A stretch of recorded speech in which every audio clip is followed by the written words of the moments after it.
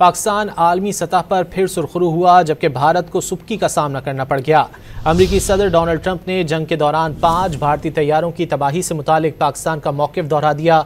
उन्होंने कहा कि पाकिस्तान और भारत के दरमियान जंग में 4 या 5 तैयारे मार गिराए गए। उन्होंने पाक भारत जंग रुकवाना अपने लिए काबिल फ़ख्र करार दिया।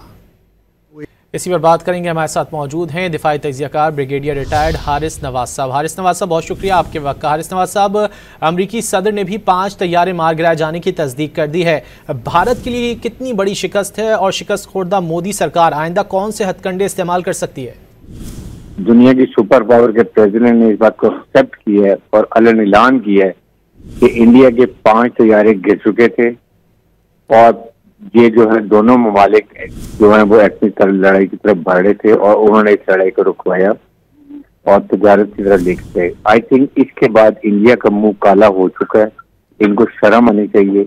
नरेंद्र मोदी को समझ नहीं आती है कि ये इतना बड़ा कसाई है कि ये झूठ बोलता है, अपने अवाम को गुमराह करता है और गुमराह करते करते भी बार बार फिर भी पकड़ा गया। इसलिए मेरे ख्याल में आप तमाम अवाम खत्म हो चुके हैं और एक ही बात है कि इंडिया को बहुत बुरी तरह शिकस्त हुई और अब कश्मीर जो है ये एक इंटरनेशनल इशू बन गया कि ये कश्मीर न्यूक्लियर फ्लैश पॉइंट और इसका हल करना बहुत जरूरी है, इससे पहले कि दोनों न्यूक्लियर मालिक में दोबारा कोई ऐसी बात हो सकती है।